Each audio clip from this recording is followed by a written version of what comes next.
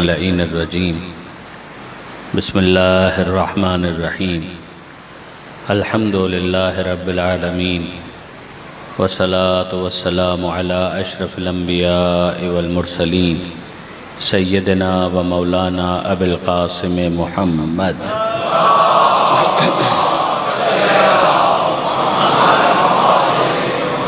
وأہل بیتہ الطیبین الطاہرین المعصومین المظلومین المنتجبین المنتخبین المیامین لا سیما للامام المنتظر والحجة الثانی عشر الذین اذهب اللہ عنہم الرجس وطہرہم تطہیرا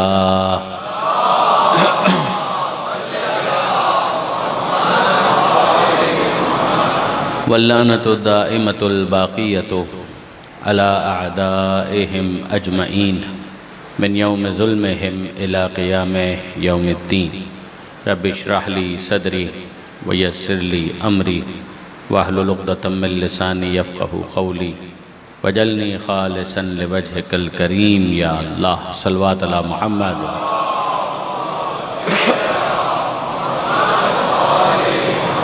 اما بعد فقد قال اللہ سبحانہ وتعالی فی القرآن الحکیم بسم اللہ الرحمن الرحیم اللہ ولی الذین آمنوا یخرجہم من الظلمات الی النور والذین کفروا اولیاؤہم الطاغوت یخرجونہم من النور الی الظلمات اولئک اصحاب النار ہم فیہا خالدون وقال اللہ سبحانہ وتعالی بسم اللہ الرحمن الرحیم وَإِذْ قَالَ رَبُّكَ لِلْمَلَائِكَةِ إِنِّي جَاعِلٌ فِي الْأَرْضِ خَلِيفَةً وقال اللہ سبحانہ وتعالی أيضاً إنما ولیکم اللہ ورسولہ والذین آمنوا الذین یقیمون الصلاة ویؤتون الزکاة وہم راکعون صلوات علی محمد وآلہ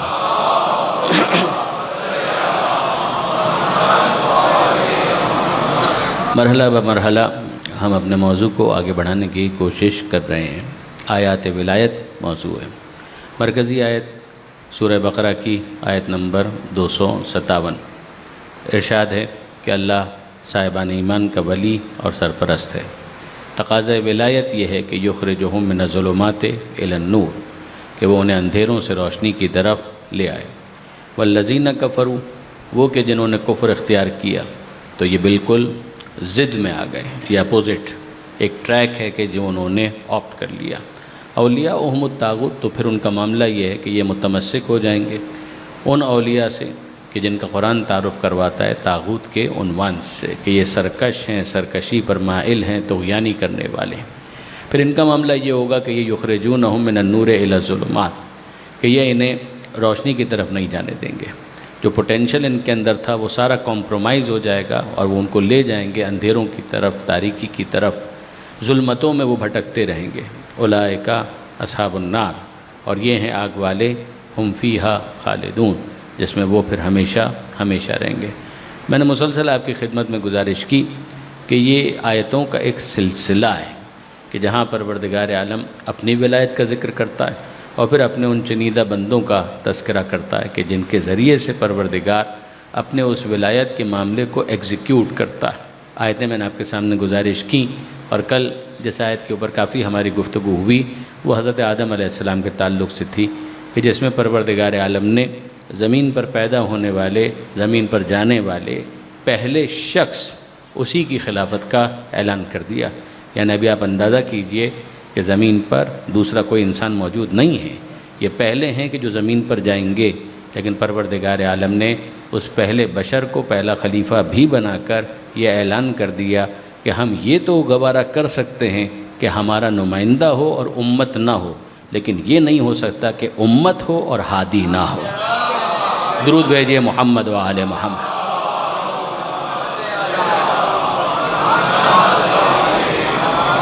تو پروردگار عالم نے اپنے ربوبیت کا، رب ہونے کا حوالہ دیا۔ اذ قال ربک تمہارے رب کا یہ کہنا تھا، اس نے یہ ارشاد فرمایا کس سے؟ ملائکہ سے کہ انی جاعل فی الارض خلیفہ کہ میں زمین میں ایک خلیفہ بنا رہا ہوں۔ جس پر ملائکہ نے یہ کہا کہ اتجعل فیہا من یفسد فیہا ویسفک الدماء، کہ کیا ایسے کو بنائے گا کہ جو زمین میں خون ریزی کرے گا، فساد کرے گا، جس پر ہماری کل بات ہوئی۔ اور پروردگار عالم نے کہا کہ انی اعلم ما لا تعلمون، کہ جو میں جانتا ہوں وہ تم نہیں جانتے۔ میں نے گزارش کی تھی کل آپ کی خدمت میں کہ اس اعلان کے ساتھ ہی پروردگار عالم نے اس بات کا اظہار کر دیا کہ جب منصب میرا تو مقرر بھی میں کروں گا، نہ کسی سے مشورے کا طلبگار ہوں، نہ کسی کے اجماع کو دیکھتا ہوں، نہ کسی کی رائے کو اہمیت دیتا ہوں، منصب بھی میں مقرر کروں گا، صاحب منصب بھی میں مقرر کروں گا۔ یہ میرا کام ہے۔ جب عہدہ میرا ہے تو میں بتاؤں گا کہ کون خلیفہ ہوگا، کسی اور کو اس بات کی کوئی گنجائش نہیں دی ہے میں نے کہ وہ اس کے اندر انٹرفیئر کرے۔ اور جب نوری مخلوق ملائکہ کو یہ حق نہیں ہے تو خاطی اور خاکی بندوں کا بھی اس کے اندر کوئی دخل نہیں ہو سکتا۔ یہ وہ باتیں کہ جن کے اوپر کل باتیں ہوئی، اس پر کچھ گزارشات میں نے آپ کے سامنے عرض کی، اور اب اس کے بعد ایک اور نقطہ ہے کہ جس کی طرف میں یقیناً متوجہ کرنا چاہوں گا، اور ایک اور آیت میں نے آپ کے سامنے آج تلاوت کی ہے جو سورہ مائدہ کی آیت ہے، اس پر بھی مجھے کچھ نہ کچھ باتیں عرض کرنا ہے۔ کہ ذرا دیکھیے یہاں پر کہ پروردگار عالم کہہ رہا کہ انی جاعل فی الارض خلیفہ، کہ میں زمین میں خلیفہ بنانے جا رہا ہوں۔ سوال یہ ہے کس کا خلیفہ؟ دیکھیے خلیفہ کس کو کہتے ہیں، غور کیجئے گا اس لفظ خلیفہ پر۔ خلیفہ نکلا ہے خلف سے، خلف خے لام اور فے، اس سے نکلا ہے خلیفہ۔ خلف کس کو کہتے ہیں؟ جو پیچھے آئے، جو بعد میں آئے، اس کو کہتے ہیں خلیفہ، اس کو کہتے ہیں خلف۔ اولاد کے لیے بھی یہ لفظ استعمال ہوتا ہے۔ اس کے مقابلے پر ہے سلف، سلف اسی سے نکلا ہے اسلاف، خلف اسی سے نکلا ہے اخلاف۔ بے اسلاف کی میراث یعنی بزرگوں کی میراث جو ماضی کے اندر گزر چکے، انہوں نے جو لیگیسی چھوڑی ہے وہ آگے بڑھاؤ، اگر وہ اچھی لیگیسی ہے تو اس کو آگے بڑھاؤ۔ تو جنہوں نے وہ لیگیسی چھوڑی وہ کہلائے سلف، وہ کہلائے اسلاف، اور جو وہ لیگیسی کیری فارورڈ کریں گے ان کا نام ہے خلف، وہ ہیں اخلاف۔ ہم کہتے ہیں نا خلف، یعنی نا خلف کا مطلب کیا ہوا؟ یعنی وہ اولاد کے جو اچھے ماں باپ کے ورثے کے لیے اپنے آپ کو جسٹیفائی نہیں کر پائے۔ ایسا ہی ہے نا، یہ لفظ استعمال ہوتا ہے، اردو میں بھی استعمال ہوتا ہے، نا خلف، خلف، اخلاف، اسلاف، سلف، یہ وہ الفاظ ہیں۔ تو خلیفہ کہتے ہیں اس کو کہ جو خلف ہو، یعنی جو بعد میں آئے، یعنی کوئی ہے وہ گزر چکا اور اب اس کی جگہ پر اس نے آ کر سبسٹیٹیوٹ کرنا ہے، اس جگہ کو فل ان کرنا ہے، اس کو کہتے ہیں خلف، اس کو کہتے ہیں خلیفہ۔ اب یہاں پر آپ غور فرمائیے کہ پروردگار عالم ارشاد فرما رہا ہے کہ انی جاعل فی الارض خلیفہ، کہ میں زمین میں خلیفہ بنانے جا رہا ہوں۔ تو یہ سوال تو بنتا ہے نا، کس کا خلیفہ؟ ابھی تو کوئی ہے ہی نہیں زمین پر، یعنی اگر زمین پر کوئی آ جائے اور پھر اس کے بعد وہ جا رہا ہو اور اس کی جگہ پر کوئی آ رہا ہو تو ہم یہ کہیں کہ انہوں نے آ کر فل ان کیا اس گیپ کو کہ جو ان کے جانے سے پیدا ہوا تھا، تو یہ ان کے جانشین ہوئے، یہ ان کے مسند نشین ہوئے، یہ ان کے خلیفہ ہوئے، یہ ان کے سکسیسر ہوئے، یہ ان کے ولی عہد ہوئے، نام آپ جو بھی رکھ لیجئے۔ لیکن یہ ہے کہ بہرحال کوئی ہو کہ جس کو یہ ریپلیس کرے تب تو یہ بات درست ہے، لیکن ابھی تو کوئی ہے ہی نہیں، ابھی تو زمین خالی ہے۔ یعنی اگر ہم اقوام ما گزشتہ، امم سابقہ اگر مان بھی لیں کہ نسناس تھے اور یہ تھے اور وہ تھے تو وہ بھی ختم ہو چکے، تو اب یہاں پر اس وقت زمین پر کوئی موجود نہیں۔ تو جب زمین پر کوئی موجود نہیں تو یہ خلیفہ کس کا بنایا جا رہا ہے؟ اور ایسا خلیفہ بنایا جا رہا ہے کہ جس کے تقرر کو دیکھ کر ملائکہ کو بھی یہ تمنا ہو رہی ہے کہ اس کے تو ہم زیادہ مستحق ہیں۔ اتجعل فیہا من یفسد فیہا ویسفک الدماء ونحن نسبح بحمدک ونقدس لک۔ تو آپ ذرا غور کیجئے کہ وہ نسناس وغیرہ اگر تھے بھی جو انسانوں سے پہلے کہے جاتے ہیں کہ زمین پر تھے، اگر تھے بھی تو ان کا خلیفہ ہونا، جبکہ وہ تو مر کھپ گئے، تو ان کا اپنا اسٹیٹس یہ تھا کہ وہ عذاب کے شکار ہوئے، تو جو عذاب کا شکار ہوا وہ شکار عذاب کا خلیفہ بننا تو کوئی اپنی حیت اور حیثیت کے اندر بلندی اور علو اور اعلیٰ کوئی مرتبہ نہیں رکھتا کہ جس کے لیے فرشتوں کی یہ تمنا ہو کہ وہ کہ جن پر عذاب نازل ہوا ان کا ہم کو خلیفہ بننا ہے۔ نہ برادران عزیز، یہاں پر معاملہ کچھ اور ہے۔ اتنا سمجھ میں آ رہا ہے کہ یہ مرتبہ کوئی بہت بڑا ہے، ایگزیکیوٹو کوئی عہدہ ہے جو پروردگار عالم نے رکھا ہے۔ عہدہ ایسا ہے کہ جس سے اتنا تو ملائکہ کو سمجھ میں آ رہا ہے کہ یہ عہدہ اگر ہمیں مل جائے تو کیا کہنا، اور اس کے لیے انہوں نے حوالہ یہ دیا نحن نسبح بحمدک ونقدس لک، ہم تیری تسبیح کرتے ہیں۔ یعنی اب اگر میں لائٹر نوٹ پر اور آپ کے ذوق سے قریب ہو کر ایک جملہ اور عرض کروں، پھر بات کو آگے بڑھاؤں، کہ ملائکہ نے گویا یہ سمجھا کہ تسبیح اور تقدیس کے ذریعے سے وہ اس عہدہ خلافت کے لیے کوالیفائی کر لیں گے؟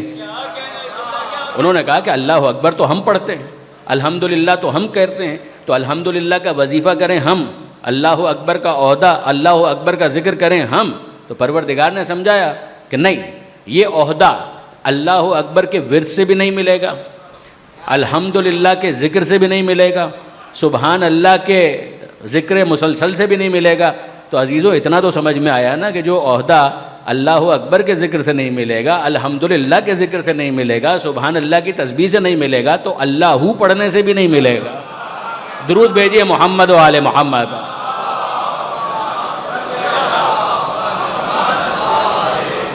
ذکر سب اپنی جگہ محترم، مگر یہاں تو نگاہ پروردگار جہاں ٹھہرے گی اسے یہ عہدہ ملے گا، یہ پروردگار عالم کا فیصلہ ہے۔ مگر وہ سوال تو اپنی جگہ پر کہ پھر یہ خلیفہ بنایا کس کا جا رہا ہے؟ جب زمین پر کوئی ہے ہی نہیں، تو زمین پر جب کوئی نہیں ہے تو یہ خلیفہ کس کا بنایا جا رہا ہے؟ ایک مرتبہ پھر مجھے شکر گزار ہونا پڑے گا حضرت آیت اللہ علامہ سید علی نقی صاحب کا، انہوں نے اس کی ڈیٹیلز کو ڈسکس کیا۔ وہ فرماتے ہیں کہ آپ غور کیجئے کہ جب ہم گفتگو کرتے ہیں تو اس گفتگو کے اندر اگر کسی اور کا حوالہ دینا ہو تو ذکر کیا جاتا ہے، لیکن جب اپنی ہی بات کرنی ہو تو پھر حوالہ دینا ضروری نہیں ہوتا۔ یعنی یہ جو میں نے کہا اس کا کیا مطلب ہے؟ یعنی کسی اور کا ذکر اگر ہے تو آپ کو حوالہ دینا ہوگا، لیکن اگر اپنا ہی آپ ذکر کرنا چاہ رہے ہیں تو ضروری نہیں ہے۔ پھر تو یہ قرینہ، یہ کانٹیکسچول جو انٹرپریٹیشن کہلاتا ہے، قرائن خود بتاتے ہیں نا، تو کانٹیکسچول جو انٹرپریٹیشن ہے وہ خود بتا رہا ہوتا ہے کہ یہ کس کی بات کر رہے ہیں۔ میں ایک مثال آپ کی خدمت میں عرض کروں کہ بھئی اگر فرض کیجئے کہ آپ روز کسی کو دیکھ رہے ہیں کہ وہ مجلس میں آ رہے ہیں اور کل نظر نہیں آئے، اور آپ نے ان سے پوچھا بھئی کل آپ تشریف نہیں لائے، اور وہ سامنے سے کہیں کہ بیمار تھا۔ آپ نے پوچھا کہ بھئی آپ کل نظر نہیں آئے، تو کہا کہ بیماری کی وجہ سے نہیں آیا۔ میں اور تھوڑا سا اس کو مجمل کرتا ہوں کہ بیماری کی وجہ سے نہیں آیا، اور یہ نہیں بتایا کہ کس کی بیماری کی وجہ سے، تو کیا آپ کو سمجھنے میں تکلف ہے کہ یہ اپنی بیماری کی بات کر رہے ہیں یا ان کے لیے کہنا ضروری ہے؟ یعنی آپ سامنے سے پوچھیں گے کون بیمار ہو گیا؟ آپ نے پوچھا کل آپ نظر نہیں آئے، انہوں نے کہا بیماری کی وجہ سے نہیں آ سکا، تو کیا آپ پوچھیں گے کون بیمار تھا؟ بھائی بیمار تھے، بیٹی بیمار تھی، بیٹا بیمار تھا۔ جب وہ کہہ رہے ہیں مجملاً کہ بیماری کی وجہ سے نہیں آ سکا تو انہیں کسی اور کا نام لینے کی ضرورت نہیں ہے، ان کا اتنا کہہ دینا خود بتا رہا ہے کہ یہ کسی اور کی نہیں اپنی بیماری کا ذکر کر رہے ہیں۔ غور فرمایا آپ نے کہ یہ اپنی بیماری کا ذکر کر رہے ہیں۔ آپ نے کہا کہ بھائی آپ کل کہاں تھے؟ کہا میں ایئرپورٹ گیا ہوا تھا۔ کہا خیریت؟ کہا بھائی آ رہے تھے، ان کو لینے کے لیے گیا تھا۔ انہوں نے نہیں بتایا کس کے بھائی آ رہے تھے، انہوں نے نہیں بتایا کس کے بھائی آ رہے تھے، تو کیا ان کو بتانے کی ضرورت ہے کہ وہ اپنے بھائی کا ذکر کر رہے ہیں؟ اگر زید کے بھائی کی بات ہوتی، عمر کے بھائی کی بات ہوتی، کسی اور کے بھائی کی بات ہوتی، ٹام ڈک ہیری کسی کی بھی، تو وہ بتاتے۔ لیکن اگر انہوں نے کچھ نہیں بتایا، صرف اتنا کہا بھائی کو لینے گیا تھا، بھائی آ رہے تھے، تو یہ کہے بغیر واضح ہے کہ یہ کسی اور کی نہیں اپنے بھائی کی بات کر رہے ہیں۔ اب یہاں پر آپ غور فرمائیے کہ پروردگار عالم کیا کہہ رہا ہے؟ انی جاعل فی الارض خلیفہ، میں زمین میں خلیفہ بنا رہا ہوں۔ اگر کسی اور کا خلیفہ بنا رہا ہوتا تو ذکر کرتا، کسی اور کا ذکر نہ کرنا خود اس بات کی دلیل ہے کہ یہ خود اپنے خلیفہ کا اعلان کیا جا رہا ہے۔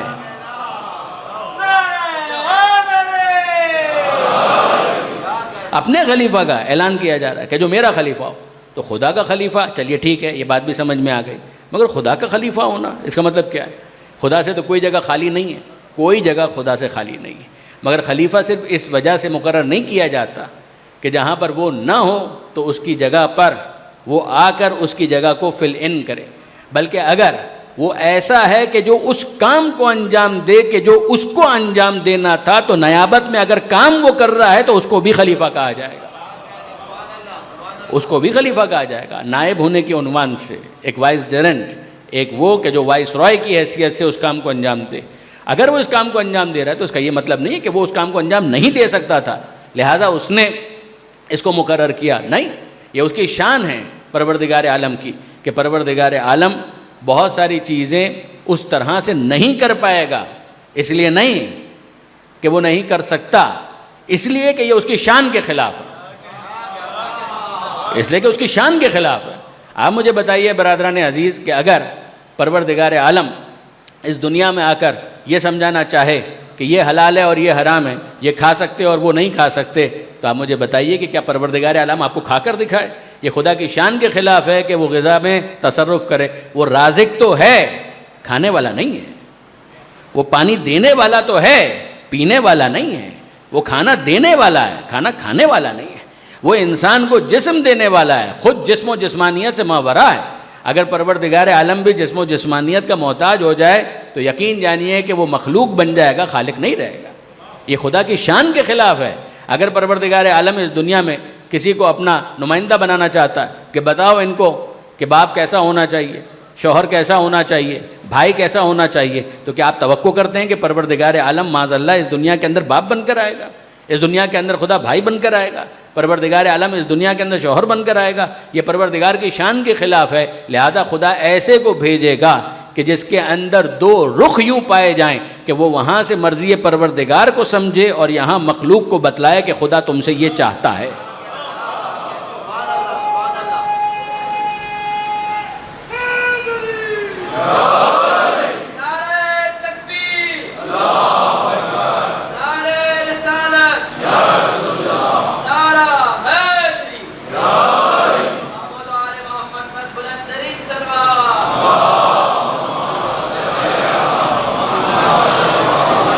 اور یہاں میں آپ کی خدمت میں برادران عزیز عرض کروں کہ یہ والا مسئلہ یقین کیجئے ہمارے لیے بہت آسان ہو گیا۔ یہ مرحلہ ہمارے لیے بہت آسان ہے۔ اس کی وجہ یہ ہے کہ اس نقطے کو آل محمد نے سمجھایا اور بہت واضح طور پر سمجھایا۔ کبھی یہ خلافت کس کی ہے؟ کہ خود خدا کی خلافت۔ یعنی اب اگر آپ غور فرمائیے تو یہ معاملہ کہاں متصل ہو گیا؟ عہدہ خلافت میں اتنی وسعت ہے کہ ضروری نہیں ہے اب عہدہ خلافت آپ کہیے ایک انداز سے، عہدہ ولایت کہیے وہ دوسرے انداز سے۔ ولایت سرپرستی، خلافت اس کی جگہ پر، تو اس کی جگہ پر وہ کیا کرے گا؟ کار ولایت کو انجام دے گا۔ ولایت کس کی؟ خدا کی۔ خلافت کس کی؟ خدا کی۔ ہاں یہ ضرور ہے کہ پروردگار کو خلیفہ نہیں کہا جائے گا، خدا کو خلیفہ نہیں کہا جائے گا۔ جو اس کے خلیفہ ہیں ان کو خلیفہ کہا جائے گا۔ لیکن لفظ ولی کے اندر اتنی وسعت ہے کہ اللہ بھی ولی ہے، رسول بھی ولی ہے، علی بھی ولی ہے۔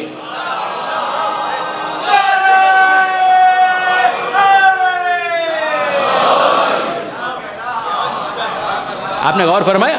یعنی آپ اگر غور کیجئے، اگر آپ غور فرمائیں تو معاملہ یہ ہے کہ اگر آپ کامن ڈینومینیٹر نکالیں تو خدا کو خدا آپ کہہ سکتے ہیں، اللہ آپ کہہ سکتے ہیں، مخلوق میں کسی کو آپ اللہ نہیں کہہ سکتے۔ غور فرمایا آپ نے؟ مخلوق میں آپ کسی کو خدا نہیں کہہ سکتے، مخلوق میں آپ کسی کو اللہ نہیں کہہ سکتے۔ مخلوق میں اگر کسی کو خدا نے منتخب کر بھی لیا تو خدا اسے رسول بنائے گا، نبی بنائے گا۔ مگر آپ غور کیجئے کہ ان عہدوں کے اندر کسی نہ کسی حد تک محدودیت آ گئی۔ جہاں پر نبوت ختم وہ مرحلہ ختم نبوت کا ہے، جہاں پر رسالت ختم وہاں پر مرحلہ ختم رسالت کا ہے۔ تو نبوت ختم ہو جائے گی، عہدہ ختم، رسالت ختم ہو جائے گی، عہدہ ختم۔ مگر وہ کامن ڈینومینیٹر کیا ہے کہ جو ہر اس شخص کے اوپر بالکل منطبق ہو سکے جہاں پروردگار کی نگاہ انتخاب ٹھہری ہے۔ اگر اس عہدے کو آپ سمجھنا چاہتے ہیں تو پھر ایک لفظ آ گیا خلیفہ اور ایک لفظ آ گیا ولی۔ غور فرمائیے گا، ایک لفظ آ گیا خلیفہ، ایک لفظ آ گیا ولی۔ اب آپ اندازہ کیجئے کہ ان دونوں کے درمیان فرق کیا ہے، جو ابھی میں نے عرض کیا کہ لفظ خلیفہ خدا پر منطبق نہیں ہو سکتا، لفظ خدا مخلوق پر منطبق نہیں ہو سکتا۔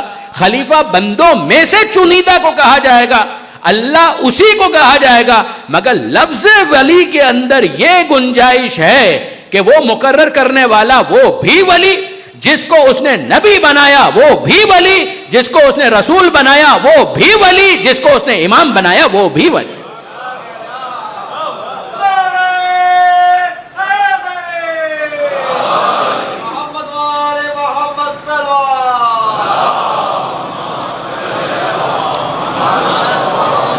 اور یہ اس آیت میں پروردگار نے سمجھایا۔ میں اس آیت تک جانا چاہ رہا ہوں لیکن ترجمہ اس وقت سن لیجئے، آنا ہے واپس ہمیں اس لفظ کی طرف۔ لفظ خلیفہ پر ابھی ہماری گفتگو مکمل نہیں ہوئی، مگر آیت سنیے کہ جہاں پروردگار عالم نے تینوں کے لیے اس لفظ کو استعمال کیا۔ یہ سورہ مائدہ کی آیت نمبر 55 ہے۔ یعنی پنجتن کے ماننے والے 2 مرتبہ 5 اور 5۔ عجیب بات یہ کہ سورہ بھی 5 ہوا، سورہ بھی 5 ہوا، 5واں سورہ سورہ مائدہ۔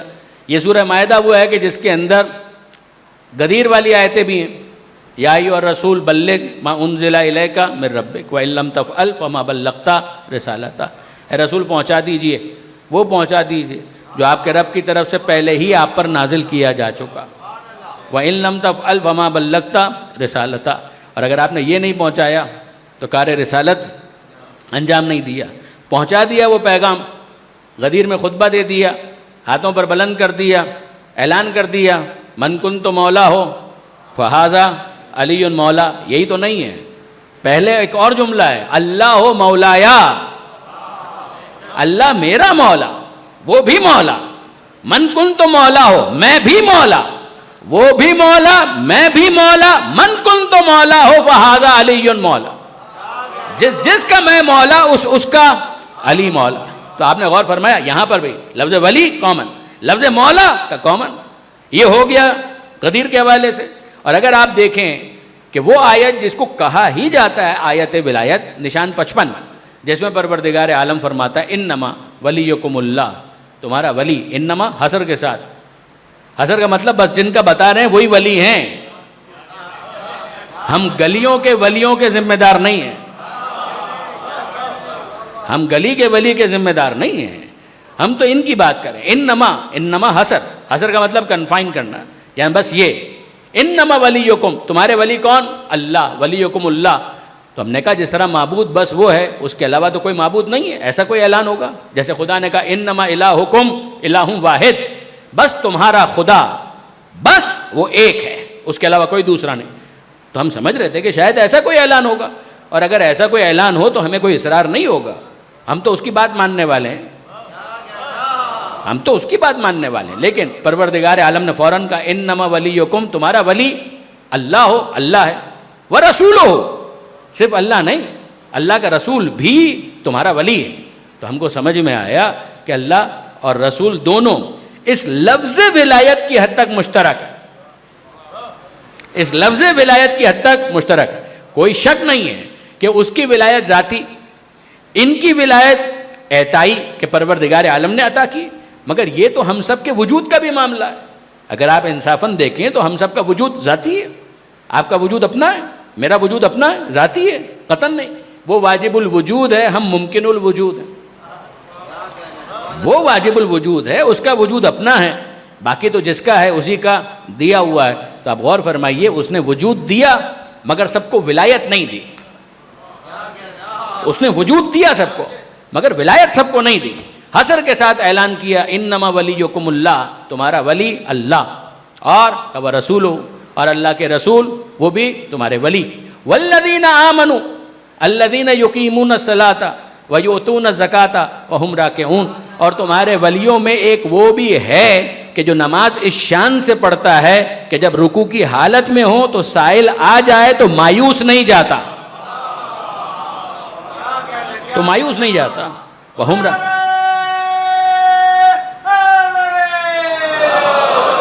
اور جمع کا صیغہ، یعنی ایک سلسلہ ان لوگوں کا کہ جو اس شان کے ہیں، ان کے سردار، ان کے سب سے بڑے، وہ سرا کہاں سے تمہارے ہاتھ میں آئے گا؟ تو یہ آیت کے اندر ہم نے بتلا دیا۔ دیکھیے برادران عزیز، اس میں بھی ایک لطیف گفتگو ہے۔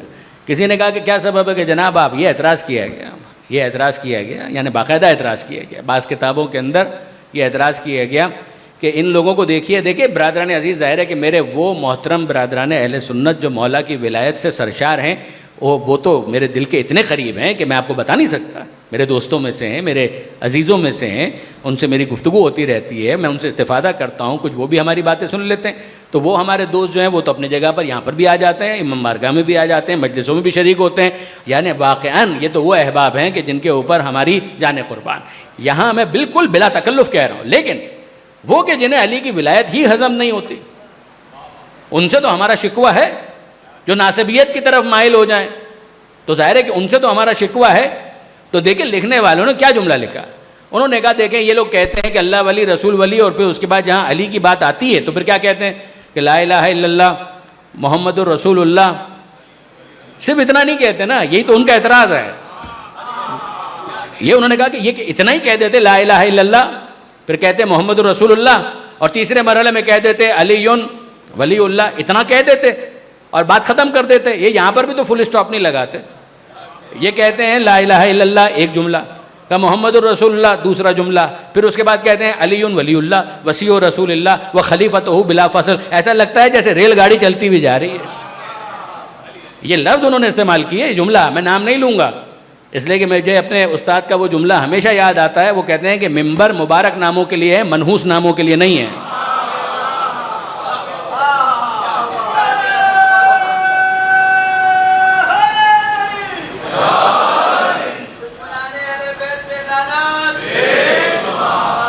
تو انہوں نے کہا کہ یہ کیا ہے، کہ اتنا کہہ دیتے علی ولی اللہ. ایسا لگتا ہے علی ولی اللہ وصی رسول اللہ و خلیفۃہ بلا فصل.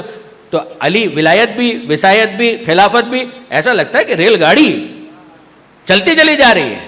تو اس کے جواب میں اگر آپ اس آیت کو دیکھیں تو برادران عزیز، یہ کلمے کا انداز بھی ہم نے اپنے طور پر اختیار نہیں کیا. ایک جملہ وہاں رکھا جہاں خدا نے ایک جملہ رکھا. خدا نے کہا انما ولیکم اللہ، تمہارا ولی اللہ ہے. ہم نے کہا لا الہ الا اللہ. خدا نے کہا ورسولہ، ایک ہی جملے میں کہا، اور اس کا رسول بھی ہے. ہم نے کہا محمد رسول اللہ. مگر اب ہم کیا کریں؟ پروردگار عالم جیسی ریل چلا رہا ہے، ہم بھی ویسی ریل چلا رہے ہیں.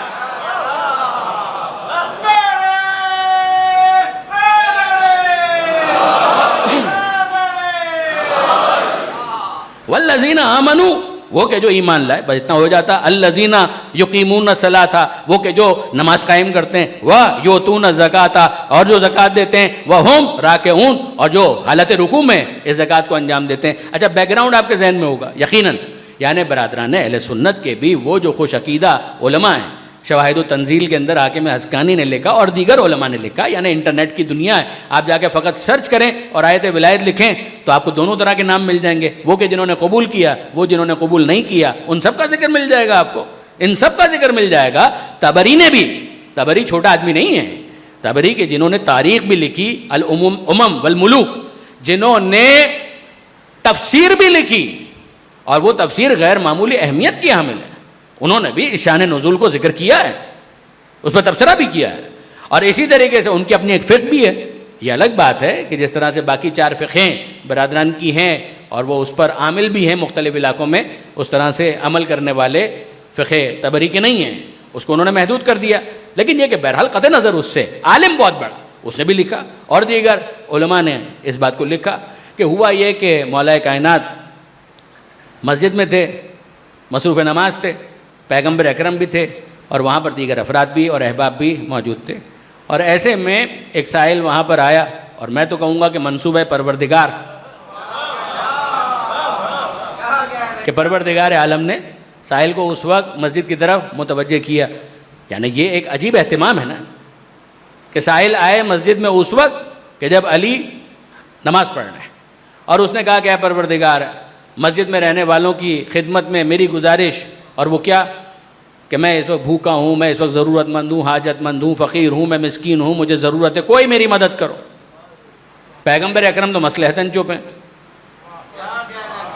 پیغمبر اکرم تو مصلحتاً چپ ہیں، کہ پیغمبر اکرم چاہتے ہیں کہ علی کی وہ فضیلت جو مخفی ہے وہ نمایاں ہو جائے.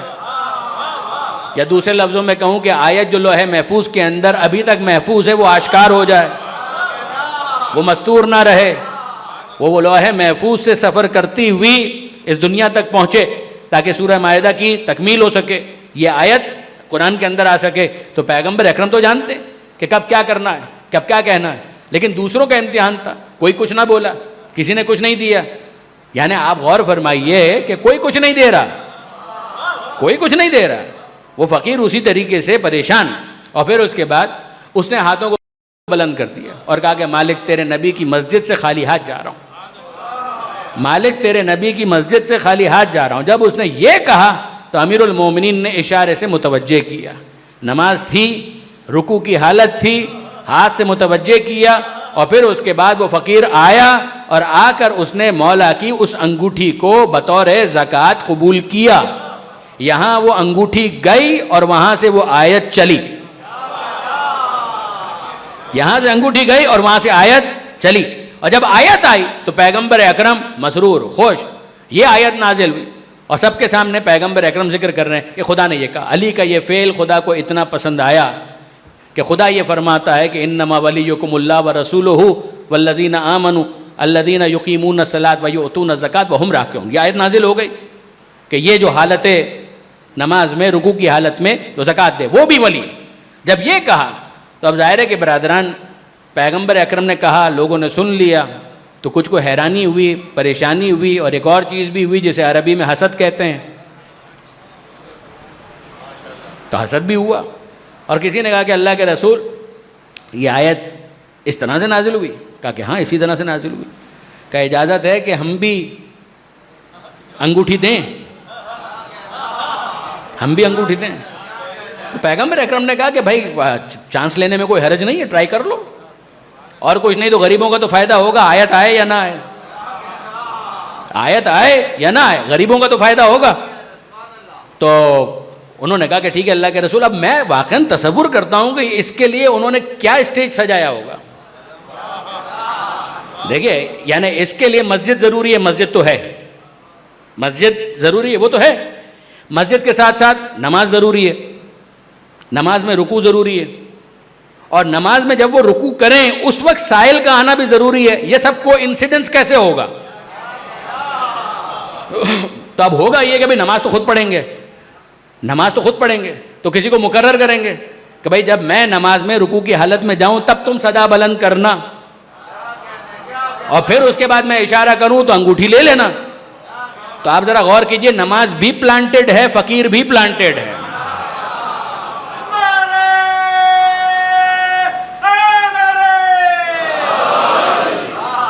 کہ نماز بھی پلانٹڈ ہے اور فقیر بھی پلانٹڈ ہے. کہ بھائی یہ تو اتفاق ہوا نا, منصوبہ پروردگار آپ کہہ لیجئے کہ علی نماز پڑھ رہے تھے, نماز مسجد میں ہو رہی تھی, حالت رکوع کی تھی, اس نے سوال کیا, علی نے ہاتھ آگے بڑھایا, اس نے انگوٹھی لے لی. مگر اب یہ جو معاملہ ہے یہ تو سب پلانٹڈ ہے. یعنی یہ کیا ہو رہا ہے؟ بعض معذرت جس طریقے سے ریٹنگ بڑھانے کے لیے ہم حرکتیں دیکھتے ہیں تو بہت کچھ کیا جاتا ہے نا ریٹنگ بڑھانے کے لیے, کہ کچھ ایسا ہو کہ ریٹنگ بڑھ جائے. تو یہاں پر بھی ریٹنگ بڑھانے کے لیے, یعنی آیت کو نازل کروانے کی یہ کوشش ریٹنگ بڑھانے کی کوشش نہیں ہے تو اور کیا ہے؟ تو انہوں نے کہا کہ ہم یوں کریں گے, تم یوں کرنا, اور آ کے سوال کرنا, ہم یوں ہاتھ کریں گے تب تم انگوٹھی لے لینا.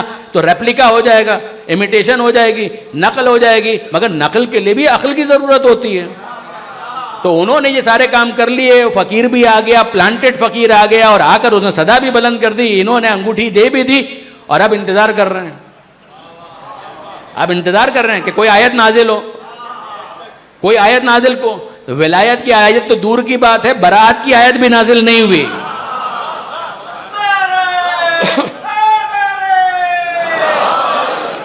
اس پر علامہ رشید ترابی کا اعلی اللہ مقامہ, ان کا بڑا خوبصورت تبصرہ ہے. وہ فرماتے تھے کہ ساری کوشش کر کے دیکھ لی, انگوٹھی بھی گئی, نماز بھی گئی. درود بھیجیے محمد و آل محمد.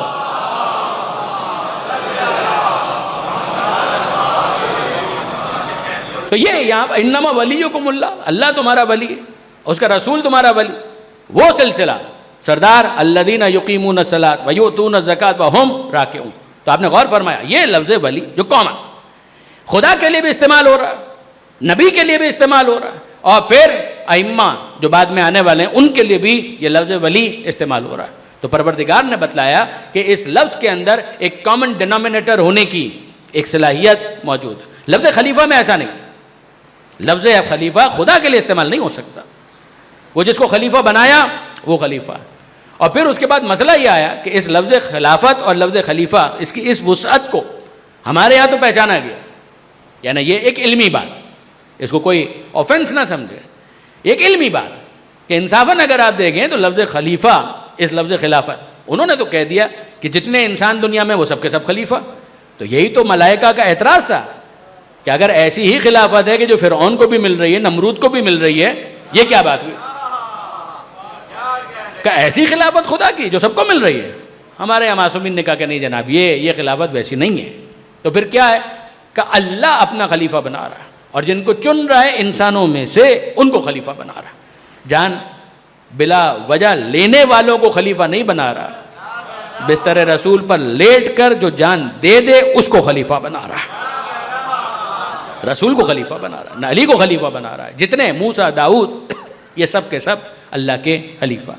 اچھا اب برادران عزیز مشکل کیا آئی, اور میں بہت محتاط الفاظ میں مطلب آپ کی خدمت میں عرض کرنا چاہ رہا ہوں, بہت محتاط الفاظ میں. قضیہ یہ ہوا کہ بھائی اس لفظ کا ایک استعمال اور آیا پیغمبر اکرم کے بعد کہ اب یہ کون ہے؟ اللہ کے رسول کے خلیفہ، اللہ کے رسول کے خلیفہ. آپ نے اس وسعت کو محسوس کر لیا کہ لفظ خلافت کے اندر وسعت، انی جاعل فی الارض خلیفہ. تو آدم کون؟ خدا کے خلیفہ. ابراہیم کون؟ خدا کے خلیفہ. نوح، داؤد، وہ رسول ہونے کے ساتھ ساتھ، نبی ہونے کے ساتھ ساتھ اللہ کے خلیفہ. اس لفظ کے اندر اتنی وسعت. مگر یہاں پیغمبر اکرم کا وصال ہوا تو اب ظاہر ہے کہ ایک ایشو آیا کہ ان کا خلیفہ کون؟ تو جو ان کا خلیفہ ہوگا اس کو کیا کہا جائے گا؟ پروردگار عالم نے کہا میں زمین میں خلیفہ مقرر کر رہا ہوں. کہا نہیں، اب تو بات ہو رہی ہے پیغمبر اکرم کا خلیفہ، پیغمبر اکرم کی جگہ پر بیٹھنے والا، مسند پیغمبر پر آنے والا. تو پیغمبر ہیں اور پیغمبر اس دنیا سے تشریف لے گئے، اور پیغمبر اکرم کی جگہ پر اب جو آئے گا اس کو کیا کہا جائے گا؟ خلیفۃ رسول اللہ. یعنی اس کو آپ چیک کیجئے گا، اس کو آپ چیک کیجئے گا، خلیفۃ رسول اللہ، وہ اس کو خلیفۃ اللہ نہیں کہا گیا، کہا گیا خلیفۃ رسول اللہ، یہ اللہ کے رسول کے خلیفہ، یہ کہا گیا. تو جو آ رہا ہے اب وہ کیا کہہ رہا ہے؟ السلام علیکم یا خلیفۃ رسول اللہ، اے اللہ کے رسول کے خلیفہ. تو یہ تو ہو گیا، 2 سال گزر گئے، اور پھر اس کے بعد اب دوسرے خلیفہ آ گئے. تو یہ کس کی جگہ پر بیٹھ رہے ہیں؟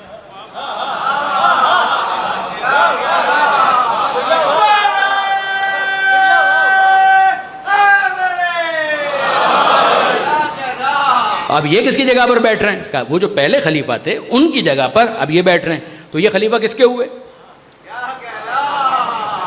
یہ خلیفہ کس کے ہوئے؟ یعنی یقین جانیے کہ یہ ایشو آیا کہ بھئی ان کو کیا کہا جائے. تو کہا گیا خلیفت رسول اللہ، یعنی یوں کہ رسول اللہ کے خلیفہ تو وہ تھے، اور اب اس کے بعد کہ رسول اللہ کے خلیفہ کے خلیفہ. رسول اللہ کے خلیفہ نہیں، رسول اللہ کے خلیفہ کے خلیفہ.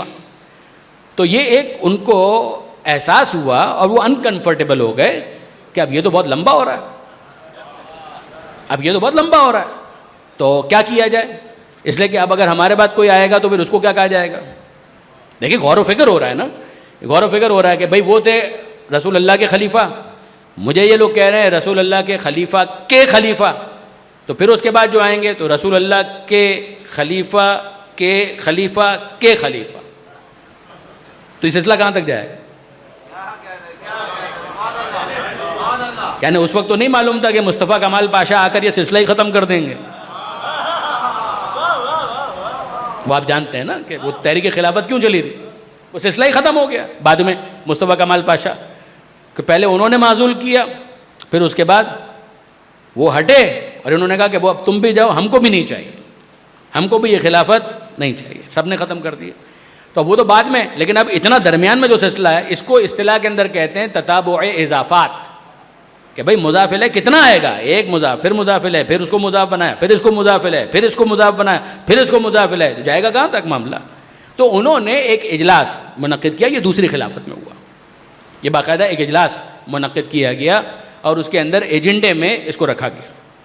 آج کی اصطلاح میں کہ میٹنگ کا جو ایجنڈا ہوتا ہے نا، تو بھئی آئٹم نمبر 1 نہیں، دا اونلی ایجنڈا یہی تھا اس کے اندر، کہ اس کے اندر ڈسکس کریں جناب کیا ڈسکشن کرنا ہے، کہ صاحب یہ کیسے کریں، کتنی لفظ خلیفہ کتنی مرتبہ آئے گا، یہ تو بہت مشکل ہو رہی ہے.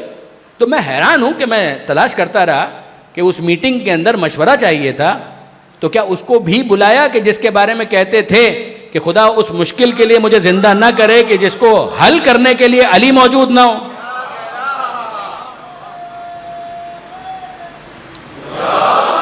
تو ان کو نہیں بلایا.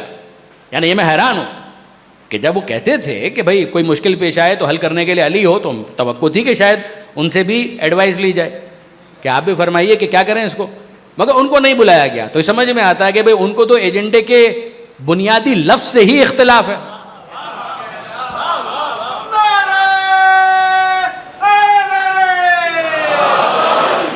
کیونکہ آپ تو ٹائٹل پر گفتگو کر رہے ہیں، وہ کوالیفیکیشن پر گفتگو کریں گے.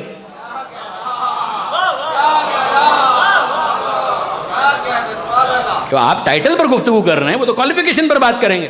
تو کہا کہ نہیں، اس موقع پر ان کو زحمت نہ دی جائے. تو میٹنگ بلائی گئی اور ایجنڈا رکھا گیا. کہ کیا ایجنڈا ہے؟ کا 1 point agenda, only agenda, that's it. وہ ایجنڈا یہ ہے کہ یہ بتائیے کہ اس کا کیا کیا جائے. خلیفت رسول اللہ، یہ سلسلہ تو کہاں تک جائے گا، اور یہ اچھا نہیں لگ رہا ہے ہم کو، ہم انکمفرٹیبل ہو رہے ہیں.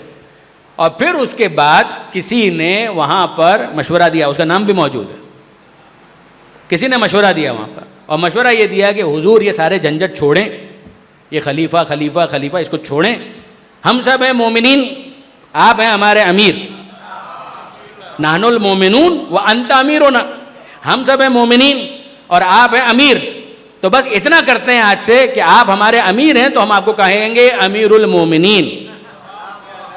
تو تجویز میں لقب جو ملا وہ بھی چوری کا.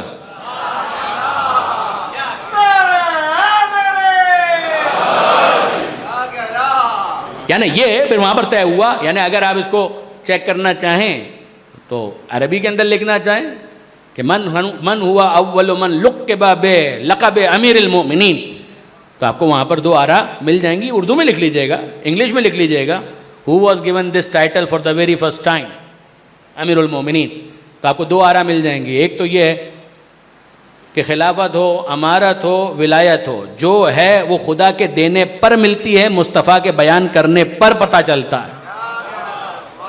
اور ایک یہ ہے کہ یہ جو سیاسی معاملات ہیں وہ بھی آپ کو مل جائیں گے، یہ تو تاریخی معاملات ہیں، یعنی اس میں کوئی اختلاف نہیں ہے. اگر آپ یہ سمجھ رہے ہیں کہ اس میں کوئی اختلاف نہیں، یہ تو وہ چیزیں ہیں کہ جو آپ کو آسانی کے ساتھ نیٹ پر آپ ٹریس کر سکتے ہیں، چیک کر سکتے ہیں آسانی کے ساتھ. تو یہ معاملہ اس طریقے سے ہوا. اب اگر آپ ہم سے پوچھیں کہ جناب خلافت وہاں پر تو خلیفت و رسول اللہ، اور پھر خلیفت رسول اللہ، اور پھر خلیفت رسول اللہ ہو رہا تھا، جس کو سولو کرنے کے لیے یہ سارے معاملات ہوئے، تو آپ کے یہاں کیا ہے؟ کہ ہمارے یہاں یہ ایشو ہی نہیں ہے، ہمارے یہاں یہ ایشو ہی نہیں ہے. نائب ہونے کی حیثیت سے کہیے تو یوں، اور اگر براہ راست خدا کو دیکھ کر کہیے تو نبی ہوں تو خلیفت اللہ، علی ہوں تو خلیفت اللہ، حسن ہوں تو خلیفت اللہ، مہدی تک جتنے ہیں وہ سب کے سب اللہ کے خلیفہ.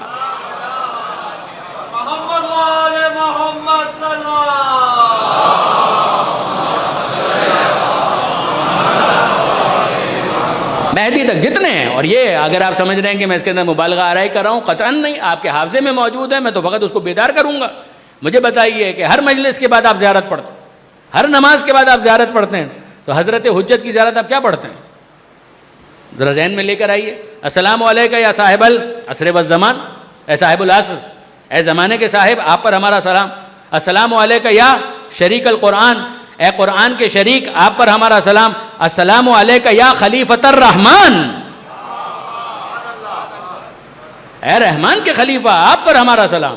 آپ غور فرمائیے، یعنی واقعاً اگر کوئی ایسا ملے کہ جسے اتنا اعتماد ہو کہ وہ کسی کو رحمان کا خلیفہ کہہ سکے تو ہمیں بتائیے گا.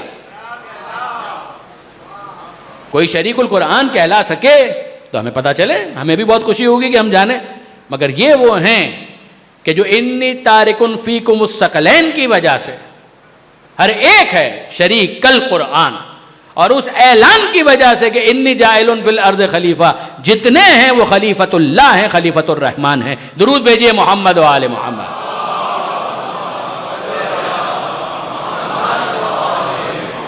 اب یہ ہے محدود معنی میں مگر علی الاطلاق وہ نیابت، وہ خلافت کہ جو پروردگار عالم کی طرف سے. میں نے آپ کی خدمت میں عرض کیا کہ لفظوں کی حد تک ایک کامن ڈینومینیٹر وہ ولایت، خدا سے مخصوص کہ وہ معبود کوئی اور نہیں. لفظ خلافت خدا کے جتنے عہدے دار ہیں جو ہدایت کے منصب پر ہیں بتقاضۂ ربوبیت، ان سب کو خلیفہ کہا گیا.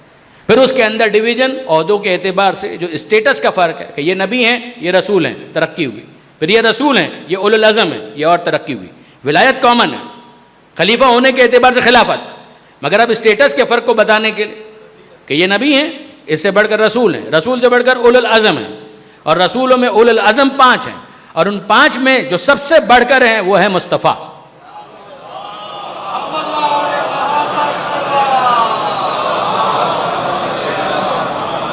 جو سب سے بڑھ کر ہیں وہ ہے مصطفیٰ. اور اب اس کے بعد غور کیجئے گا کہ بات کیا ہے. بات یہ ہے کہ نبوت ختم ہو رہی ہے، رسالت ختم ہو رہی ہے.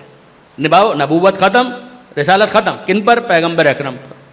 ختم ہو گئی، ختم نبوت، ختم رسالت. ولایت ختم ہو گئی؟ ولایت ختم نہیں ہوئی، ولایت ختم نہیں ہوئی. امامت ختم ہو گئی؟ کوئی امامت ختم نہیں ہوئی، امامت باقی ہے. اور اب میں آپ کی خدمت میں ایک بات اور عرض کرنا چاہتا ہوں کہ آپ انصاف سے مجھے بتائیے بھئی ساری بحث تو جانشینی کی ہے نا، ساری بحث تو جانشینی کی ہے، ساری بحث تو سکسیسرشپ کی ہے. تو میں آپ سے پوچھنا چاہتا ہوں کہ جو چیز ختم ہو گئی اس میں جانشینی کا مطلب کیا ہے؟ بہت توجہ کیجئے گا کہ اگر رسول اللہ کا خلیفہ ہونے کے اعتبار سے تعین کرنا ہے کہ کون ان کی جگہ پر، تو یہ تھے کیا؟ یہ نبی تھے، نبوت تو ان پر ختم ہو گئی، جانشینی میں نبی بننے کا تو کوئی امکان نہیں ہے. بہت توجہ کیجئے گا، اپنے نوجوان دوستوں کے لیے خاص طور پر عرض کر رہا ہوں، جو ہدیہ کر رہا ہوں کہ غور کریں اس بات کے اوپر. کوئی نبوت تو ختم ہو گئی تو نبوت میں جانشینی تو ہو نہیں سکتی، رسالت تو ختم ہو گئی تو رسالت میں تو جانشینی ہو نہیں سکتی. وہ ہے کیا جو اب تک باقی ہے؟ وہ ہے کیا کہ جو اب تک باقی ہے کہ جس میں کسی کو جانشین ہونا ہے؟ تو یاد رکھیے نبوت میں کوئی جانشین نہیں ہے، رسالت میں کوئی جانشین نہیں ہے. یا ولایت باقی ہے یا امامت باقی ہے، یا ولایت باقی ہے یا امامت باقی ہے، جس میں اب رسالت کے اعتبار سے کوئی خلافت نہ ہو، نبوت کے اعتبار سے کوئی خلافت نہ ہو، مگر امامت میں خلافت ہے، ولایت میں خلافت ہے. کہ جو ان کی ولایت تھی ابھی وہ مسلسل ہے، اور اس ولایت کے تسلسل کو جو آگے بڑھائے گا وہ ولایت میں ان کا خلیفہ ہوگا، جو امامت میں ان کے کام کو آگے بڑھائے گا وہ امامت میں ان کا خلیفہ ہوگا، وہ ان کی جگہ پر ہوگا. خدا کے تعلق سے وہ پہلے ہی حامل عہدہ ہے، وہ خلیفۃ اللہ ہے، وہ خلیفۃ الرحمن ہے. اور ان کے تعلق سے جو چیزیں ختم ہو گئی اس میں خلافت، اس میں جانشینی، اس میں سکسیسرشپ، اس کا کوئی مطلب ہی نہیں.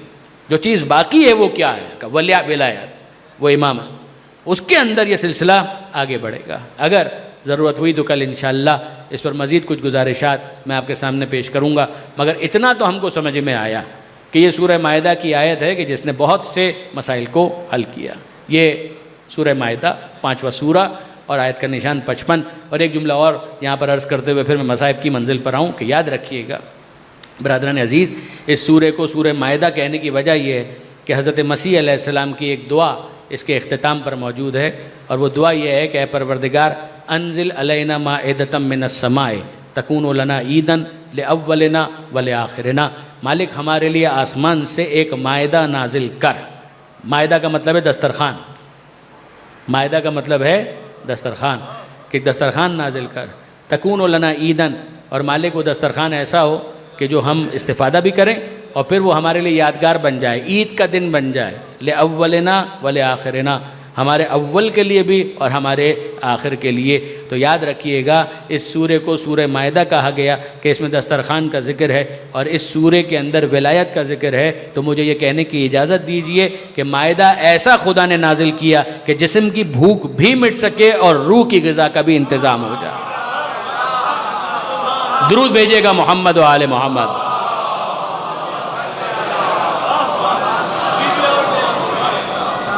غور فرمایا آپ نے. تو یہ ولایت علی الاطلاق جو میں جملہ مکمل کرنا چاہ رہا تھا، محدود معنی میں ہی صحیح، پروردگار عالم کے بعد، مگر علی الاطلاق کا وہ یہ ہیں ولی کہ جن کو ولایت دی گئی. مگر نمائندگی کا شرف کسی خاص شعبے میں پھر ان معصومین نے جن کو دیا ان کا کیا کہنا. یعنی آپ ذرا غور فرمائیے کہ اب ہم اس منزل تک آئے کہ اگر آپ غور فرمائیے کہ کربلا کے میدان میں ہم کو نظر آتا ہے کہ خود پیغمبر اکرم کی نمائندگی کر رہے ہیں حسین، وہ تو ہیں ولی علی الاطلاق. سیدہ کی نمائندگی کر رہی ہیں جناب زینب، وہ زہرا ہیں، یہ ہیں ثانی زہرا. اور پھر اس کے بعد آپ دیکھیے کہ امام حسن کی نمائندگی کر رہے ہیں جناب قاسم، جن کا ذکر آپ سن چکے. پیغمبر اکرم ایک طرح سے امام حسین اور دوسری طرح سے خود جناب علی اکبر جو شبیہ رسول ہیں. لیکن اگر کوئی پوچھے کہ مولا کی نمائندگی کون کر، علی سے خود پوچھئے. علی نے جناب ام البنین کا انتخاب اس لیے کیا کہ عقیل میرے لیے ایک ایسی خاتون کا انتخاب کیجیے کہ جس سے ایک بہادر بچہ پیدا ہو، وہ قبیلہ کہ جس کی شہرت ہو اس بارے میں، بہادروں کا قبیلہ، شجاع قبیلہ. اور جناب فاطمہ کلابیہ ان کا انتخاب ہوا، اور جناب امیر المومنین کے عقد میں یہ بی بی تشریف لائیں، حرم امیر المومنین میں شامل. جناب امیر المومنین کی زوجیت کا شرف سب سے پہلے خاتون جنت کو حاصل ہوا، ان کے بعد جناب امامہ کو، ان کے بعد جناب خولہ کو، اور پھر ان کے بعد جناب ام البنین کو، کہ جن کا اصل نام تھا فاطمہ کھلاپیہ۔ اور جب یہ آئی ہیں بیوی مولا کائنات کے گھر میں، تو جناب زینب نے اماں کہہ کر سلام کیا، جناب ام کلثوم نے استقبال کیا، امام حسن نے امام حسین نے ماں کہہ کر سلام کیا۔ اور جب انہوں نے سنا کہ مجھے ماں کہہ کر مخاطب کیا ہے، تو اس بی بی نے اپنے ہاتھوں کو جوڑ لیا اور کہا بی بی میں ماں بن کر نہیں آئی ہوں، میں خدمت کے لیے آئی ہوں، میں آپ کی کنیزی کے لیے آئی ہوں، میں آپ کی نالین برداری کے لیے حاضر ہوئی ہوں، میں تو اس لیے آئی ہوں کہ یہاں پر آپ لوگوں کی خدمت کر سکوں۔ جو احترام ملا ہے جناب ام البنین کو کیا کہنا۔ کچھ عرصے تک مولا کائنات اس بی بی کو فاطمہ کہہ کر مخاطب کرتے تھے۔ ہے الفاظ یہ کہ کچھ عرصے تک مولا نے فاطمہ کہہ کر مخاطب کیا۔ ایک دن اس بی بی نے خود یہ کہا کہ والی وارث اگر ہو سکے تو ایک زحمت کریں کا، کہیے کیا کہنا ہے، کہ مجھے فاطمہ کہہ کر مخاطب مت کیا کر۔ کبھی بھی کوئی خاص سبب، کہ فاطمہ تو بس وہی تھی مادر حسن، مجھے اچھا نہیں لگتا۔ بچوں کے سامنے آپ مجھے فاطمہ کہتے ہیں، بچوں کو ماں پر ہونے والے مظالم یاد آ جاتے ہیں، وہ جلتا ہوا دروازہ یاد آ جاتا ہے، وہ محسن کی شہادت یاد آ جاتی ہے، وہ شکستہ پہلو یاد آ جاتا ہے، وہ باغ فدق کا غصب کیا جانا یاد آ جاتا ہے۔ آپ مجھے فاطمہ مت کہا کریں۔ جس کے بعد مولا کائنات نے اس بی بی کو ام البنین کہنا شروع کیا، اور ام البنین کا مطلب ہے بیٹوں کی ماں۔ پروردگار عالم نے جناب ام البنین کو 4 بیٹے عطا کیے، اور یہ چاروں وہ ہیں جو کربلا میں شہید ہوئے۔ جب عباس اس دنیا میں تشریف لائے ہیں، مولانا اظہر حسن زیدی صاحب اس کو یوں بیان کرتے ہیں کہ جب عباس اس دنیا میں تشریف لائے تو مولا کائنات آئے جناب ام البنین کے پاس، بیٹے کی ولادت ہوئی، ہدیہ تبریک و تہنیت مبارکباد، اور پھر اس کے بعد دیکھا کہ جناب ام البنین کے چہرے پر اضطراب ہے، کچھ پریشان لگ رہے ہیں۔ تو پوچھا کہ ام البنین کیا سبب ہے، میں دیکھ رہا ہوں کہ تمہارے چہرے پر پریشانی کے آثار ہیں۔ تو ام البنین کہتے ہیں کہ والی اور کوئی بات نہیں، بس اتنی سی بات ہے کہ اس بچے نے، اس نومولود نے اب تک آنکھیں نہیں کھولی، اس کی آنکھیں بند ہیں، اس لیے مجھے فکر دامنگیر ہے کہ ایسا تو نہیں کہ کوئی مسئلہ ہو، بیماری کا، کوئی صحت کا ایشو ہو۔ تو امیر المومنین مسکرائے، خود اپنا بچپن یاد آ گیا، اور کہنے لگے ام البنین مجھے معلوم ہے کہ یہ بچہ کب آنکھیں کھولے گا، مجھے معلوم ہے کہ یہ کب آنکھیں کھولے گا۔ اور پھر اس کے بعد کہا کہ ذرا حسین کو تو بلانا۔ جب امام حسین تشریف لائے تو کہا ام البنین ذرا اس بچے کو حسین کی آغوش میں دے دو۔ اور جیسے ہی امام نے اپنی آغوش میں لینا چاہا تو عباس نے سب سے پہلے اپنے ہاتھوں کو آگے کر دی، گویا زبان حال سے کہہ رہے ہیں کہ آقا ہاتھوں کا تحفہ تو ابھی سے قبول کر لیجیے۔ ادھر عباس حسین کی آغوش میں آئے اور عباس نے آنکھیں کھول دی۔ تو پہلی زیارت اس دنیا میں عباس نے کی ہے سید الشہداء کی، حسین مظلوم کی پہلی زیارت۔ اور پھر اس کے بعد مولا کہتے ہیں کہ میں اپنے اس فرزند کا نام اپنے چچا کے نام پر عباس رکھتا ہوں، عباس ابن عبد المطلب کے نام پر میں اپنے اس فرزند کا نام عباس رکھتا ہوں، جیسے کہ مجھے وصیت کی گئی تھی۔ اور جیسے یہ جملہ کہ میں اس بچے کا نام عباس رکھتا ہوں جناب زینب نے سنا تو کہنے لگی بابا میرا یہی وہ بھائی ہے کہ جس کا نام عباس ہے؟ کہا کہ ہاں زینب یہی وہ بھائی ہے کہ جس کا نام عباس ہے۔ کہا ذرا کچھ دیر کے لیے میرے اس بھائی کو میری گود میں تو دیجیے گا۔ آپ جانتے ہیں نا کہ عباس اور زینب کے درمیان اتنا سن و سال کا فرق ہے کہ جتنا ماں اور بیٹے کے درمیان ہوتا ہے۔ کچھ دیر کے لیے میرے اس بھائی کو عباس کو میری گود میں تو دیجیے گا۔ اور جیسے ہی جناب عباس جناب زینب کی گود میں آئے تو جناب زینب نے اپنے لبوں کو قریب کیا عباس کے کانوں سے اور کچھ کہنے لگی۔ تو مولا کہتے ہیں کہ بہن اور بھائی میں ابھی سے باتیں شروع ہو گئی، ابھی تو بھائی اس دنیا میں آیا نومولود ہے اور ابھی سے باتیں بھی شروع ہو گئی۔ تو جناب زینب کہتی ہیں بابا باتیں تو ہوں گی، میرا بھائی ہے، باتیں کیوں نہیں ہوں گی، باتیں ہوں گی اور بہت ہوں گی، مگر ابھی میں نے کوئی اور بات نہیں کی، ایک امانت میرے پاس تھی وہ امانت پہنچائی ہے۔ کہ کون سی امانت زینب؟ کہ بابا میری ماں فاطمہ زہرا نے مجھ سے یہ کہا تھا کہ زینب تیرا ایک وہ بھائی پیدا ہوگا جس کا نام عباس ہوگا، جب وہ اس دنیا میں آئے تو اس سے کہنا اماں فاطمہ زہرا نے تجھے سلام کہا ہے۔ اجرکم علی اللہ۔ آپ نے اندازہ کیا کہ عباس کا کیا تعلق ہے زینب کے ساتھ، عباس کا کیا تعلق ہے حسین کے ساتھ، اور ایک جملہ عباس کا کیا تعلق ہے خاتون جنت کے ساتھ، اور یہ تعلق کہ جناب سیدہ عباس کو یہ جملہ ملتا ہے کہ شہزادی کہا کرتی تھی کہ عباس اگرچہ میرے بطن سے نہیں ہوگا مگر میرا بیٹا ہے. اور یہ وہ بات ہے کہ جس کو مروان حیرانی کے ساتھ جب اس نے دیکھا کہ واقعہ کربلا کے بعد مروان یعنی دشمن اہل بیت، ناسبیت کی جو بنیاد رکھنے والا، یہ وہ شخص ہے مروان. اور یہ وہ شخص ہے جو مدینہ منورہ میں دیکھتا ہے ایک طرف بقی ہے، ایک طرف محلہ بنی ہاشم ہے. محلہ بنی ہاشم کا ایک دروازہ کھلا اور ایک نقاب پوش بی بی باہر آئیں اور انہوں نے اپنے حجاب کو درست کرتے ہوئے رخ کیا جنت البقیع کا. اور جب بقیع کے پاس آئیں تو وہ قبر کے جو جناب خاتون جنت سے منسوب ہیں اس کو مخاطب کر کے کہا، اے بی بی فاطمہ زہرا، میں آپ کو آپ کے بیٹے عباس کا پرسہ دیتی ہوں. اے شہزادی فاطمہ زہرا، میں آپ کو آپ کے بیٹے عباس کا پرسہ دیتی ہوں. تو مروان نے شہر مدینہ کا رہنے والا نظر آیا، اس کو بلایا اور کہنے لگا میرا کوئی تعلق بنی ہاشم سے نہیں ہے، میرا کوئی تعلق اہل بیت سے نہیں ہے. اتنا تو میں بھی جانتا ہوں کہ عباس فاطمہ زہرا کے بیٹے نہیں ہیں، ام البنین کے بیٹے. اور یہ بی بی عجیب ہیں کہ آئی ہیں محلہ بنی ہاشم سے اور پرسہ دے رہی ہیں خاتون جنت کو، اور یہ کہہ کر پرسہ دے رہی ہیں کہ میں آپ کو آپ کے بیٹے عباس کا پرسہ دیتی ہوں. ان کو اتنا نہیں معلوم کہ عباس ام البنین کا بیٹا ہے، فاطمہ زہرا کا بیٹا نہیں ہے. وہ مدینے کا رہنے والا زار و قطار رونے لگا، اس کی آنکھوں میں آنسو آ گئے اور اس نے کہا اے مروان، تو نہیں جانتا، مجھے معلوم ہے یہ بولنے والی کوئی اور نہیں ہے، خود ام البنین ہے. یہ خود عباس کی ماں ہے، مگر عباس کی ماں جانتی ہیں کہ فاطمہ زہرا نے کہا عباس میرا ایک اور بیٹا. جناب خاتون جنت نے کہا یہ میرا بیٹا. اور اب عباس علمدار کا یہ تعلق آپ کے لیے واضح ہو گیا. تو اب آخری تعلق مجھے سمجھانا ہے. خاتون جنت کے ساتھ عباس کا تعلق، جناب زینب کے ساتھ عباس کا تعلق، حسین کے ساتھ عباس کا تعلق، اور اب سکینہ کے ساتھ عباس کا تعلق. چچا اور بھتیجی کا آپس میں کیا ربط اور تعلق، محبت کا کیسا تعلق. عباس وفادار ہیں، عباس علمدار ہیں، کربلا کے میدان میں ہیں، اذن کے لیے آئے ہیں. کم سے کم 3 مرتبہ اگر میرا حافظہ میرا ساتھ دے رہا ہے تو 3 مرتبہ کم سے کم ملتا ہے کہ عباس علمدار آئے اور امام کے پاس آ کر سوال کیا آقا مجھے میدان میں جانے کی اجازت ہے. اور حسین کے انت صاحب اللوائی، اے عباس تم تو میرے لشکر کے علم بردار ہو، اگر تم کو اجازت دے دوں تو لشکر منتشر ہو جائے گا، لشکر بکھر کر رہ جائے گا.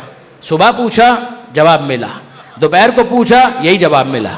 اور جب عصر عاشور سے کچھ پہلے عباس آئے اور آ کر یہ کہتے ہیں آقا مجھے اجازت ہے کہ میں میدان میں جا کر اپنی قربانی پیش کروں. حسین نے وہی جملہ کہا انت صاحب اللوائی، اے عباس تم تو میرے لشکر کے علم بردار ہو. فنظر یمینا و شمالا، عباس نے دائیں دیکھا اور بائیں دیکھا اور حسرت کے ساتھ کہا آقا مگر اب وہ لشکر کہاں رہا، آقا اب وہ لشکر کہاں رہا کہ جس کا میں علم بردار تھا. میرے پیاسے سپاہی کوثر کے پاس میرے منتظر ہیں. آقا گود کے پالے ہوئے سپاہی اور رشتہ داروں اور اپنے شاگردوں کے لاشیں اٹھا اٹھا کر اب عباس کا نفس تنگی کر رہا ہے. آقا اب تو اجازت دیجئے. مگر حسین نے اس وقت بھی اجازت نہ دی. اور اب یہ وہ موقع تھا کہ جب عباس سوچ رہے تھے کہ کیسے اجازت حاصل کی جائے، اور ایسے میں نظر پڑی اس بھتیجی پر کہ جس کا نام ہے سکینہ. سکینہ نظر آئی، بلاتی ہے اور کہتی ہے چچا جان آپ کو میرے یہ سوکھے ہونٹ نظر نہیں آ رہے ہیں. یہ بچی اپنی معصومیت میں کہہ رہی ہے، 3 سال کی بچی، 4 سال کی بچی، اے چچا جان آپ کو میرے یہ سوکھے ہوئے ہونٹ نظر نہیں آتے، میری پیاس کا آپ کو کوئی احساس ہے یا نہیں. اور اب میر انیس کہتے ہیں کہ گود میں لے کر کہنے لگے عباس نے رو کر کہا کیا چاہیے جانی. عباس نے رو کر کہا کیا چاہیے جانی. شرما کے سکینہ نے کی عرض کے پانی، شرما کے سکینہ نے کی عرض کے پانی. عباس نے فرمایا بسد اشک فشانی، اللہ بجھائے گا تیری تشنہ دہانی. لو گود سے اترو تو ہم جائیں سکینہ، لے آؤ کوئی مشک تو بھر لائیں سکینہ. لو گود سے اترو تو ہم جائیں سکینہ، لے آؤ کوئی مشک تو بھر لائیں سکینہ. جناب سکینہ مشک لے کر آئیں اور اب عباس کہتے ہیں سکینہ ایک اور کام کر دے، ایک اور کام کر دے. تجھے پانی چاہیے نا، تو پیاسی ہے نا. کہا چچا جان میں بہت پیاسی ہوں. کہ پانی چاہیے؟ کہ ہاں. کہ ایک کام کر دے، آقا سے مجھے اجازت دلوا دے.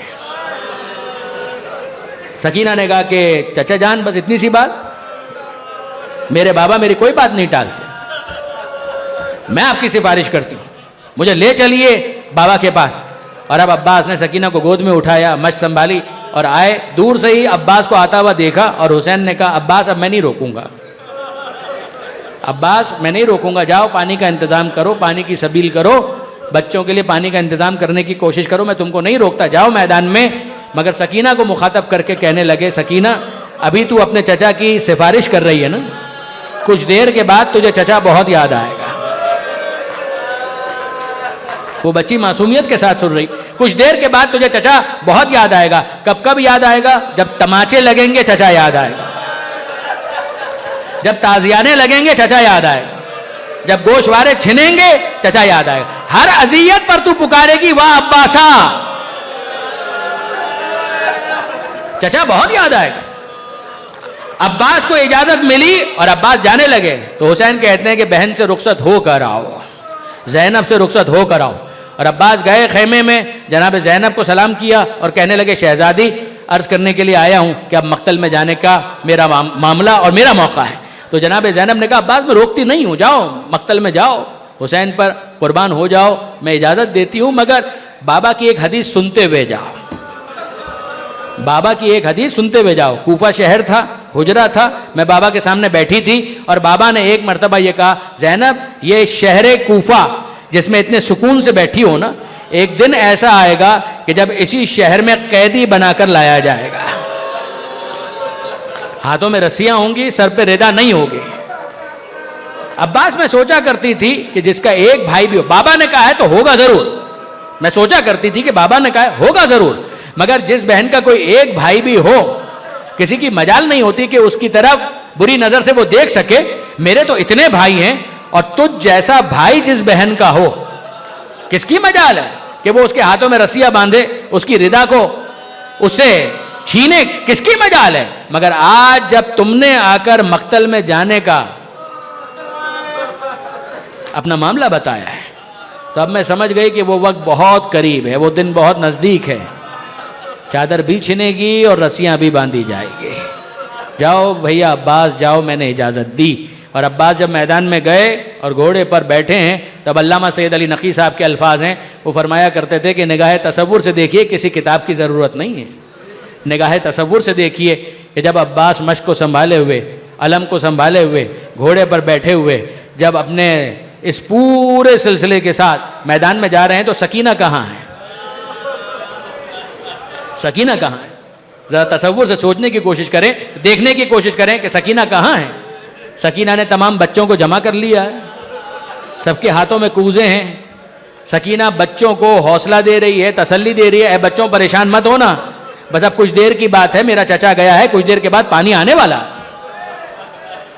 تم سب کی پیاس بجھنے والی.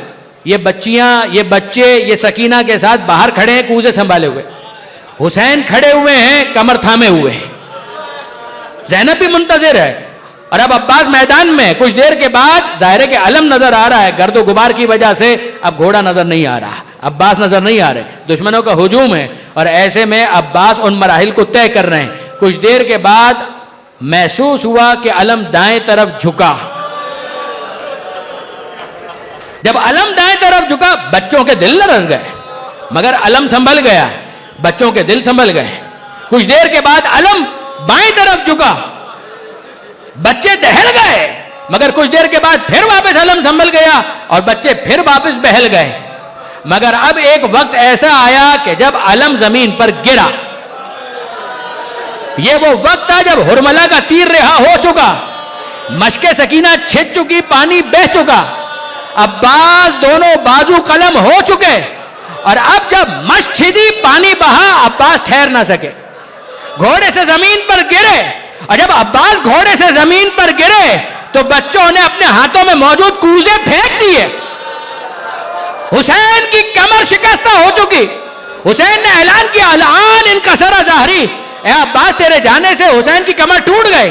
اور اب جب آہستہ آہستہ عباس کے قریب پہنچے ہیں تو حسین نے عباس کو مخاطب کر کے کہا اے عباس تیرے جانے سے دو کام ہوئے, کل تک جو چین سے سویا کرتے تھے آج کے بعد سونا نصیب نہیں ہوگا, اور کل تک جو تیرے خوف سے جاگا کرتے تھے آج کے بعد وہ چین سے سویا کریں گے. آخری جملہ حسین کیا کہنا چاہتے ہیں, اے عباس کل تک تیری وجہ سے, تیرے خوف سے پہلے یزید جھاگا کرتا تھا کہ حسین کا شیر زندہ ہے، آج کے بعد وہ چین سے سویا کریں گے، اور تیری وجہ سے زینب چین سے سویا کرتی تھی، آج کے بعد زینب کو سونا نصیب نہ ہوگا، شام غریبہ میں عباس بن کر پہرا دے گی تو